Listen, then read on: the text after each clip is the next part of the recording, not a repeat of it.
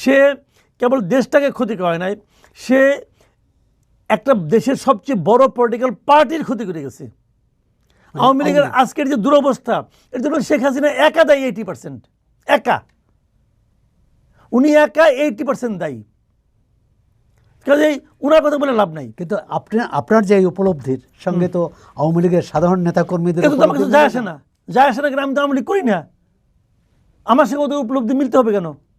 আমি তো বাইরের থেকে দেখতেছি। আমি আমার বুদ্ধি দিয়ে জাতীয় ঐক্যবদ্ধ হবে কি করে? জাতীয় ঐক্যমত্য হবে। ঐক্যমত্য যেটা আকাঙ্ক্ষা, আমার আকাঙ্ক্ষা হলো যে ভাই আওয়ামী লীগ আলাদা একটা রাজনীতি করবে, বিএনপি একটা রাজনীতি করবে, জামাত একটা রাজনীতি করবে, সব ঠিক, কিন্তু বাংলাদেশটা এক। এই বাংলাদেশের আমরা সবাই নাগরিক, আমরা দেশটাকে অগ্রসর করব, দেশটার সামনের দিকে অগ্রসর হবে।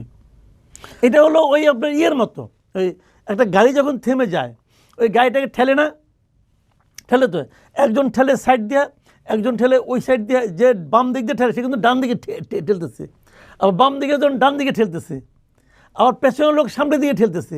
ঠেলা কিন্তু তিনজনের তিন দিকে, কিন্তু গাড়ির সামনের দিকে অগ্রসর হচ্ছে। নির্বাচনকে সামনে রেখে রাজনৈতিক দলগুলোর মধ্যে জোট গঠনের একটা প্রক্রিয়া চলছে এবং সর্বশেষ গতকাল 10 দল, জামাত ইসলামের নেতৃত্বে 10 দল আসন ভাগাভাগির ঘোষণা দিয়েছে। তাদের সঙ্গে আরেকটি দল থাকার কথা, ইসলামী ঐক্য, ইসলামী আন্দোলন। তারা থাকবে কি থাকবে না শেষ পর্যন্ত জানি না। কিন্তু এই দলে যারা ছিল, যারা আছে, তারা একসময় এই দলের রাজনীতির বিরোধিতা করেছে, ধর্মীয় রাজনীতির বিরোধিতা করেছে। বিষয়টি কীভাবে দেখছেন? দেখেন, একটা জিনিস হলো কি, ইসলামী আন্দোলনের সঙ্গে জামাত ইসলামের জোট হওয়া ইম্পসিবল। এটা কোনো দিনও মিলার কথা না। কারণ ইসলামী আন্দোলনের লিডারদের যে মানে নীতি, তাদের যে আদর্শ, তার সঙ্গে জামাতের আদর্শ একদম বিপরীত। ইসলামী আন্দোলনের লিডারদের আমি এই কথা নিজে মুখে শুনতে তারা বলছে, আমি ভিডিওতে দেখেছি, যে জামাত করলে পরে তার ইমান থাকবে না, জামাত ইসলাম করলে তার ইমান থাকবে না, নষ্ট হয়ে যায়। কথা ইসলামী আন্দোলন অনেক বলছে। এই আন্দোলনটা বেসিক্যালি ছিল হলো একটি নির্বাচনী জোট। তাদের জোটটা ছিল নির্বাচনী জোট, নির্বাচনকে কেন্দ্র করে এই জোটটা হতো। উভয় পক্ষের অপরিসীম লোভের কাছে তাদের আদর্শ পরাভূত হবে, এটাই স্বাভাবিক। এদের যে চরিত্র আমি দেখেছি, এরা লোভের কাছে পরাভূত হবে, কাজে আবার মিলেও যেতে পারে। কিন্তু যদি মিলেও যায়, সেখানেও আশঙ্কা আছে। আশঙ্কাটা হলো এই যে নির্বাচনের পর তারা তো জোট হিসেবে একত্র থাকতে পারবে না, উনি যে আবার মারামারি করবে।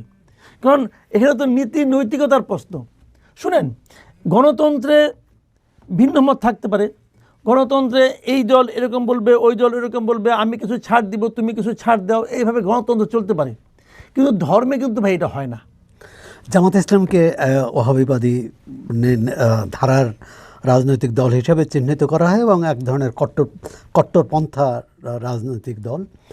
কিন্তু তারা তো এবারে এই ইসলামী দলগুলোর বাইরে জাতীয় নাগরিক পার্টি, লিবারেল ডেমোক্রেটিক পার্টির মতো দলকে নিতে পেরেছে। এটি কি তাদের রাজনৈতিক সাফল্য বলে মনে করেন?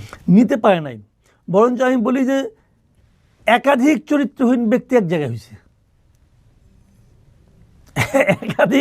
একাধিক আদর্শহীন ব্যক্তি এক জায়গায় হয়েছে, একাধিক আদর্শহীন দল এক জায়গায় হয়েছে। এদের কারো কোনো আদর্শ নাই এবং আতঙ্কের বিষয়টা যাদের বিরুদ্ধে লড়াই করার জন্য এই জোট গঠন করেছে তারা কি আদর্শবান?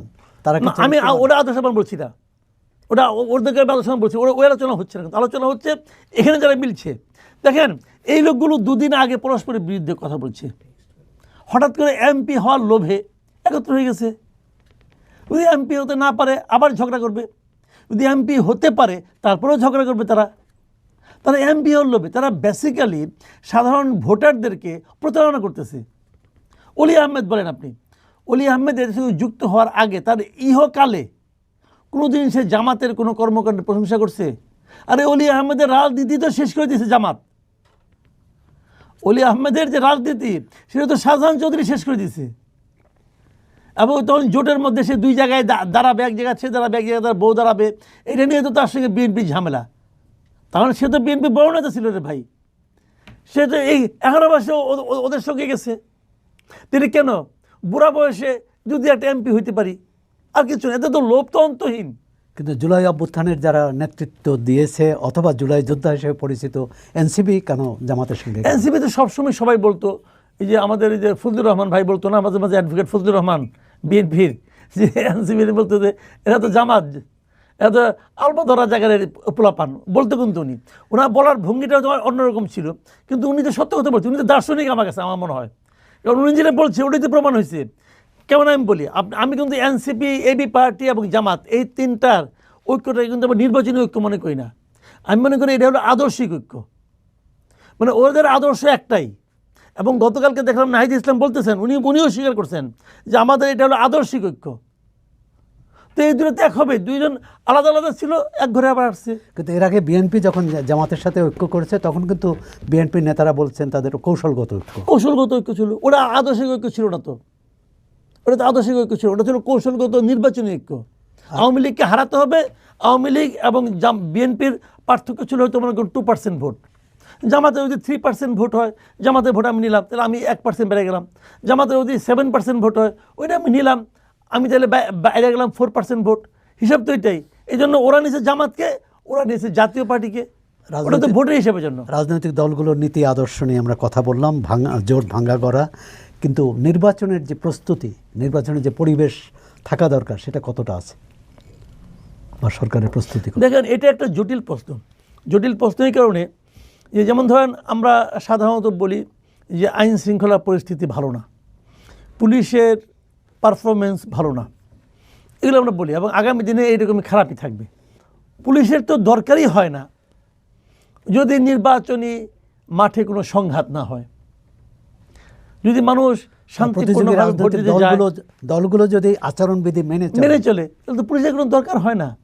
এখন এই দলগুলো নিজেদের মধ্যে আচরণবিধি মানবে কিনা, ভাঙবে কিনা, বলা বড় কঠিন। অনেকগুলি ফ্যাক্টর এখানে কাজ করে। যেমন বিভিন্ন জায়গায় আচরণবিধি লঙ্ঘনের অভিযোগ এসেছে। এটা বিচ্ছিন্ন হয়, এত বড় দেশে দুই একটা আসতেই পারে, এটা কোনো ব্যাপার না, এটা বিচ্ছিন্ন হয় অনেক সময়।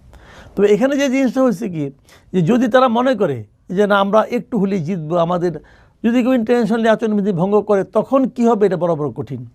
তবে আবার পুলিশের সঙ্গে ইতিবাচক দিক হলো যে সারা দেশে মিলিটারি থাকবে, আর সেনাবাহিনী থাকলে সেনাবাহিনীর ভূমিকা কী হবে এটাও কিন্তু আমরা কনফার্ম না। কারণ এখনও তো মানে আপনার রাস্তায় সেনাবাহিনী আছে এবং তারা ম্যাজিস্ট্রেসি পাওয়ার নিয়েই আছে। তারপরে মব ভায়োলেন্স হচ্ছে, তারা কোনো একটা ভালো কাজ করতে পারছে, কোনো উদাহরণ আছে সেনাবাহিনী কোনো একটা ভায়োলেন্সে হস্তক্ষেপ করে থামাইছে, আপনি দেখাতে পারবেন না তো। এই যে প্রথম আলোর পেছনে আগুন দিল, সেনাবাহিনী ছিল না, থামানোর চেষ্টা করছে। ডেইলি স্টারে সেনাবাহিনী থামানোর চেষ্টা করছে, 32 সময় ভাঙলো, সেনাবাহিনী থামানোর চেষ্টা করছে। তো এই ক্ষেত্রে আপনি কাকে বেশি দায়ী করবেন, যারা সেখানে দায়িত্বপ্রাপ্ত ছিল না যারা তাদেরকে দায়িত্ব? সেনাবাহিনী বলেন, পুলিশ বলেন, এই সমস্ত সশস্ত্র বাহিনী যারা আছে এরা তো অর্ডারে চলে, ভাই এইটাই তো আইরনি, যে অর্ডার যে দেয় তার কিছু হয় না, অর্ডার যে ক্যারি করে তার ঝামেলা হয়। এদেশে গুলির জন্য পুলিশের যাবজ্জীবন হবে, মৃত্যুদণ্ড হবে, কিন্তু অর্ডার যে দিছে, কে দিছে অর্ডার? পুলিশকে দিছে ওসিকে এসপিকে ডিআইজিকে শেষ পর্যন্ত যে গেছে কোথায় আইজি। অর্ডার তো আইজি ঠিক আছে, আইজির হবো 5 বছর আর পুলিশের হবো যাবজ্জীবন অথবা মৃত্যুদণ্ড। এটাই তো আইরনি। এখন যদি শেখ হাসিনা বলে আমি রাজসাক্ষী হতে চাই, দিবে? মানে কোন বিবেচনায় আইজিপিকে রাজসাক্ষী বানানো হলো? আমি ভাই এটা আমার হিসাবে মিলি না। কোন বিবেচনায়? ভাই সেই তো মেইন ক্রিমিনাল। সে আপনার মনে আছে নিশ্চয়ই, এই যে সময় যখন বঙ্গবন্ধু হত্যার বিচার হয়, তখন সাক্ষী দিতে আসছিল শফিউল্লাহ সাহেব, ওই যে আর্মি চিফ। তখন তাকে বিচারক জিজ্ঞাসা করছিল, আপনি সাক্ষীর কাঠ করায় কেন? আপনার তো থাকার কথা আসামির কাঠ করায়, ঠিক না? তো আব্দুল্লাহ মামুনের তো থাকার কথা আসামির কাঠ করায়, সে তো মেইন আসামির ভাই। যাক, নির্বাচনের চিত্রটা কেমন, মাঠের চিত্রটা কেমন দেখছেন? মাঠের চিত্র এখনো বোঝা যাচ্ছে না। নির্বাচন এখনো কিন্তু জমে ওঠে নাই। নির্বাচনের যে একটা গরম, একটা উত্তাপ, এটা কিন্তু কোথাও কোনো গ্রামগঞ্জে আছে বলে আপনি কেউ বলবে না। নির্বাচন উত্তাপটা এখন শুরু হয় নাই। কারণটা কি? কারণটা হলো কেউ ভাবছে আমি নিশ্চিত জিতবো, আমার তো মাঠে নামার দরকার কি, ভোটারের কাছে যাওয়ার দরকার কি। কেউ ভাবছে ভোটার আর ভোট দিব কই, ভোটার হাতে তো অপশন নাই, আমি ছাড়া যাওয়ার জায়গা নাই, এরকম আত্মবিশ্বাস। এই আত্মবিশ্বাস বুমেরাংও হইতে পারে, কিন্তু বুমেরাং হওয়ার ইতিহাস এই দেশেও আছে। কাজে কী হবে না হবে বলা বড় কঠিন, কিন্তু উত্তাপটা আমি এখনও দেখছি না। আর জামাতের মানে স্টাইলটা এইরকম জামাত গোপনে গোপনে করে, গোপনে গোপনে এখানে যাচ্ছে ওখানে যাচ্ছে, মানুষের মধ্যে যাচ্ছে, মেয়েদের মধ্যে যাচ্ছে, মহিলাদের মধ্যে তারা অনুষ্ঠান করতেছে, আয়োজন করতে, আলাপ আলোচনা করতেছে। আর তাছাড়া জামাত তো ইদানিং একটা নতুন রাজনৈতিক ধারার প্রবর্তক হয়েছে, সেটা হলো গুপ্ত রাজনীতি। ওরা গুপ্তভাবে অনেক কিছু করে, তাদের গুপ্তভাবে আওয়ামী লীগের মধ্যে ছিল। আমার তো ধারণা জামাতের প্রচুর লোক গুপ্তভাবে বিএনপিতেও আছে।